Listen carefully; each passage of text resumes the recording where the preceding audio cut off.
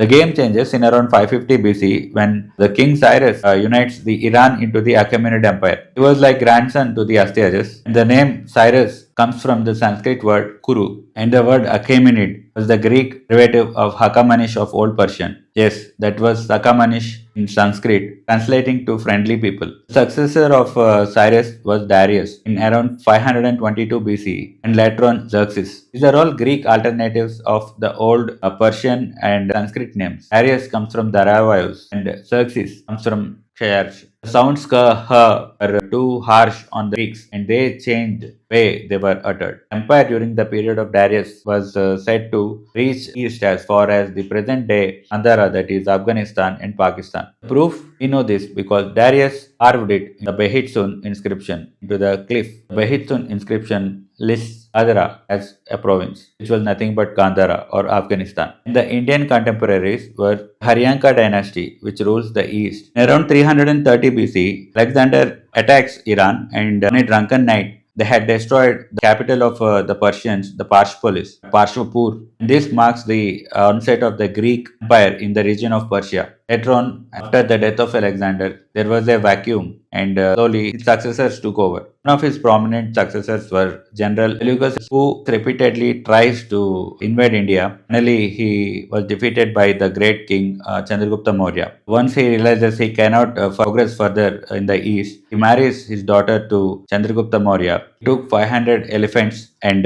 trades in the region of Afghanistan to Chandragupta Maurya and he moves west fighting wars. This peace treaty lasts for a century. Now let's jump to the 247 BC when the Greeks are gone. Yes, there was the comeback by the Persians, that is the Parthian revival of Iran. These were the nomads from the regions around the Caspian Sea. They took back the land of Iran from the clutches of the Greek successors of Alexander. They revived Iran and Zoroastrianism.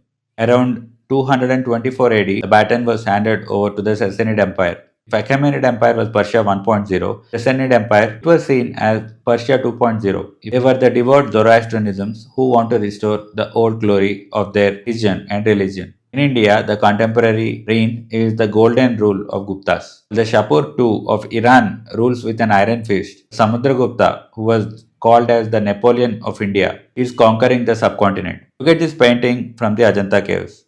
It shows Persian ambassador in a distinct Iranian dress was being received by the Indian king Pulakeshin II. They were not just neighbors, they were trade partners too. A lot of trade was going on.